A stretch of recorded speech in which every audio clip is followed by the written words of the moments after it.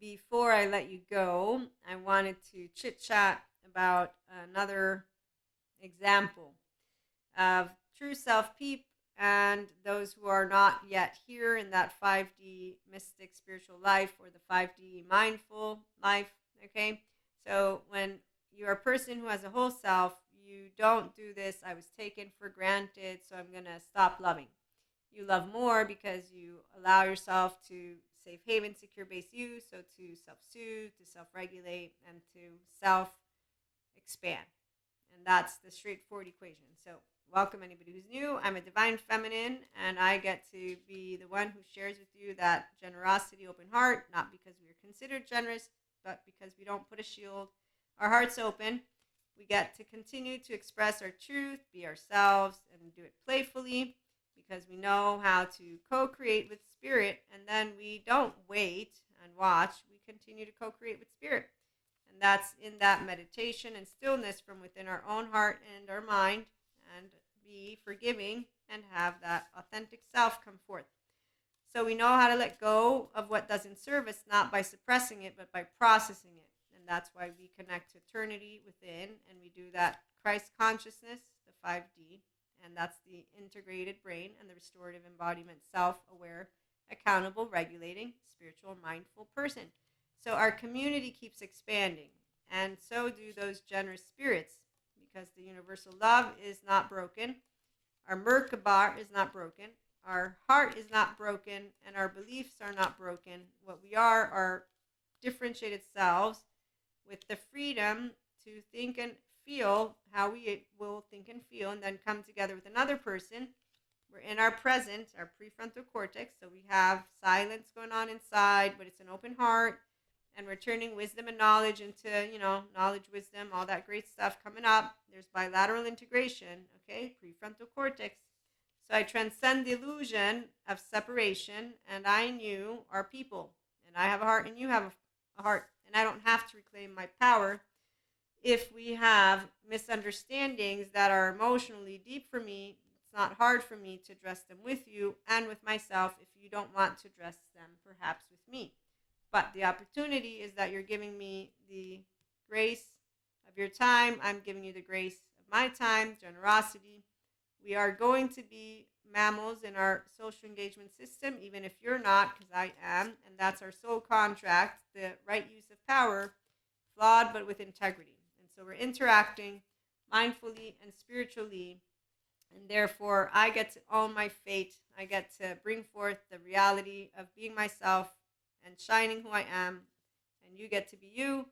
I love, respect, and accept you. And together we will be rooting in that realization of a safe space, safe haven, secure base within our own self, but also within each other, united and welcoming.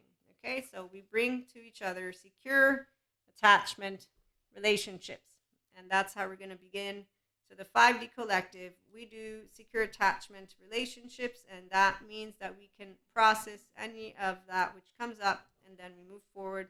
And circumstances, in fact, in the night, typically merry laughter and handsome, and they mirror an invasion of reflection of trust. So the candlelight that illuminates the damage beneath the feet with wave of lights of all that will have come from the heart of the sky, the love force that made all creation possible. Okay, I'm not going to read all of it, but these are streams of consciousness and channeled guidances that have come through the time for my lovely regular viewers and listeners. And with that, we have shared life, we have shared path, we have looked together at eyes, each other's and others, and we will have not appreciated the old lies, the same old lies. So when we meet those who are not true selves, but we will also understand how to expand from those relationships and to continue to navigate what is going to be strangers in the night, but exchanging glances that are not going to be random shame cycle people. So the inner critic, outer critic, the fucking, drinking, drugging, and then doing it all over again. Those are the people who can make use of a lovely Patrick Tiahan, okay? Here we have those who are building the awareness that when we have individuals who know how to be their authentic self, they will consistently bring authentic conversation to us. And that is number one on that list of what I wanted to bring to you with this. So we're not taking anyone for granted, nor are they. If they are unaware of their, what is it called, of their adaptive child pattern of behaviors and maladaptive, it's because they're not at a good therapist. And we are pachas who don't need to lecture a Cusco.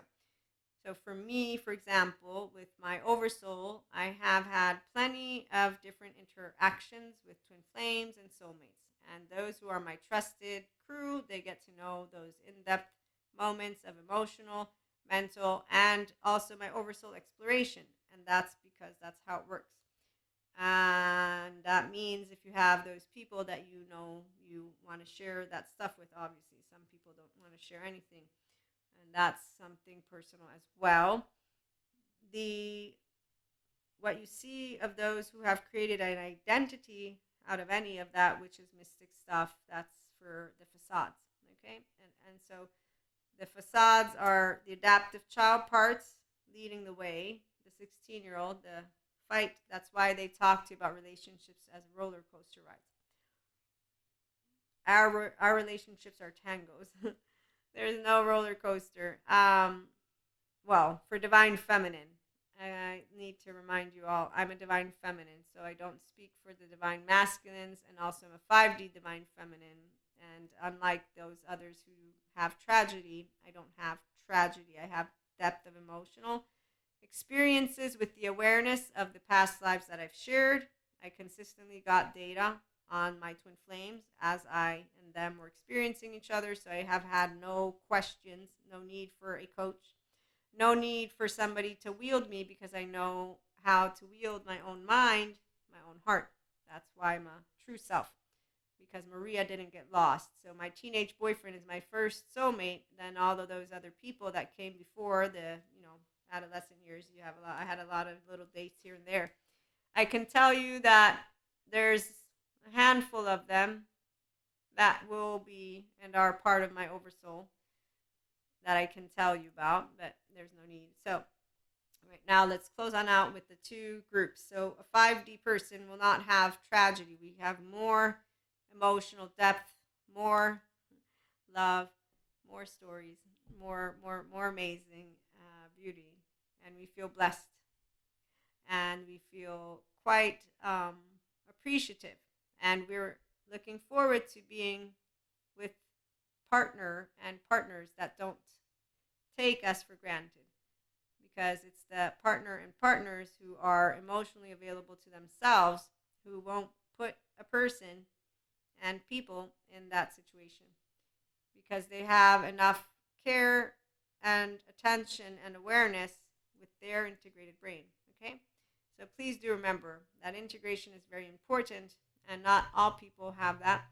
Also, not all people have securely attached. Okay, and so that's why it's different for everyone. But for me, moving into more relationships, there's the same old lies being something that you'll be able to recognize easily, because it will be individuals who they don't remember special occasions, they don't consistently communicate, they don't notice your thoughts, emotions, they don't, there's these little details that they will lack the awareness of. Again, it's not good or bad, it's a indication of where they're at with their own attention to details of their own emotional plane and their mental plane. But we also have a way that those instead who are welcoming, again, of their self, those people, they say, here's how I communicate, and here's what you can expect. So when somebody tells you, here's what I am, and here's what you can expect, and then they match it, you know you have an authentic, true self person in front of you. And that's when those are very consistent as well. Okay, so it's the inconsistencies and the lack of taking accountability and responsibility of those inconsistencies where they will reveal themselves to be the same old lies, which really just means the unavailable emotionally speaking person. And an available emotionally speaking person isn't going to say, I was taken for granted, I don't love anymore, I don't believe in love. It will be, this is a person who is not ready for a specific level of depth of emotional experience. And it doesn't matter if they're a twin flame or a soulmate. It doesn't matter any of that, which is a story, because you're not making your love a story. You see what I'm saying? Okay. Because you're living it mindfully. So people who are mindful and spiritual livers live they live lifers and not livers, even though the liver is good for us, but meaning it's, well, liver is good. Anyways, okay. I know some people don't, but you know what I'm getting at. So my point was that a emotionally mature person will not feel taken for granted, or if they do, they will understand that feeling. They will have a conversation about it, and they will figure out if there's something that can be addressed and brought to matching or not. That's all. So it ends in a very straightforward equation. We can agree to disagree. We can agree to continue. We can agree to not continue at all. Okay. And if it's romantic, that's where you have a direct communication and it will be clear, no mixed piece of information. When you have the ones who are strangers in the night, to lonely people, we're strangers in the night, up to the moment we said our first hello, but basically there is, I'm lonely, and that doesn't end up in marriage, even though even those ones sometimes they don't end up well. But my point was using this when people that I met a long time ago and that I see part of that identity of the whole twin flame, so the spiritual bypassers, and that's all people who could make really good use of Patrick Tiahan, but they will not have grown more loving. They will be the ones who say, yeah, I don't believe that person. I don't believe that person. I don't believe that person. And then they consistently have the same pattern of relationships. And that's an indication that they're dating those emotionally unavailable people because they haven't tended to their true self yet with a good therapist like a Patrick Tiahan, so that they can disengage from the narrative and the maladaptive and or adaptive child behavior patterns. And so the two lonely people with strangers, I shared with those who went out of their way to get busy instead of processing what was taking place. And they ended up creating a lot more karma, and then they didn't take accountability, responsibility of their unkindness, of what they brought to other people, none of it. And so that's a group of people who continues to feel lonely and abandoned and upset. And those would be 4D mystics, is what I'm organizing, just so we're clear, so that you can have an idea of the way that a 5D mystic will perceive. No, I will see because I know them. And then I also know online because I follow tarot readers and others, and they are doing the same thing. I noticed them do years back. That's because they haven't worked one day on their embodied brain to get themselves out of the pseudo alive business and the default mode network that scans self and others and is navigating their fight, flight, fright, freeze, flop, drop, attach, cry, collapse, submit, please, appease, and their amygdala. So they're not getting the good therapy with EMDR, child parts work, and somatics or sensory motor. They're not taking seriously their ability to heal, and that's where they all have excuses for why. And so as long as they don't head on over to someone who can give them, it's like when you go to the gym. I'm a person who has exercises. I'm not always great at that. I know I need to, but I have a portfolio of good exercises because throughout the years I went to good physical therapists. So I have 2 different sets of exercises.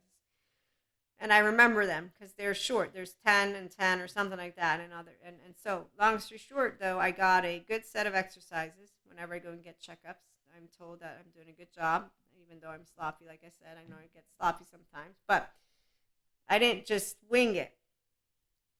When people don't take their attachment 0-1-year-olds seriously, they think they're winging it. They're not, because they're not learning how to self-soothe and self-regulate by self-attuning to what their true needs are, they're also not getting to understand their self better, because their narrative has a story for them from their childhood that they were too young to remember, and that they're perpetuating with the same low frequency from a shame, blame, fault, revenge cycle of low self-esteem and direct communication, passive aggressive, unhealthy boundaries, and they do structural dissociation. And they will then also have offline moments, fragmentation. So you will organically bring yourself to healing because your embodied brain wants to. And that's where my somatic therapists, they were all really great at teaching us in my class and my classes for the Awakened Embodied Certificate Program, that we don't need to worry, is what they would say. The therapist for my courses on dissociative disorders also said we don't need to worry, because they all know that the people who take these courses, there's coaches, there's Reiki masters, there's content creators, there's other therapists, there's a holistic practitioner, and more. And what I have noticed is that the facades, is what I'm going to call the spiritual bypassers and mantles of mental health, they all need Patrick Tiahan. He is one of the most objective and accountable and serious in what he does.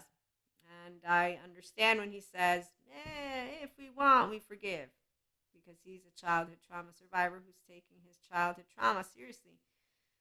And he doesn't have a story. It's grounded in reality. I was not given the opportunity to be kind because my body consistently still remembers unkindness, and I perpetuate that. And he's not making it into a demon or a romance novel. He's not making it into a niche market. He's being a straight shooter. He's authentic, and he's the real deal, which is why there aren't shortcuts.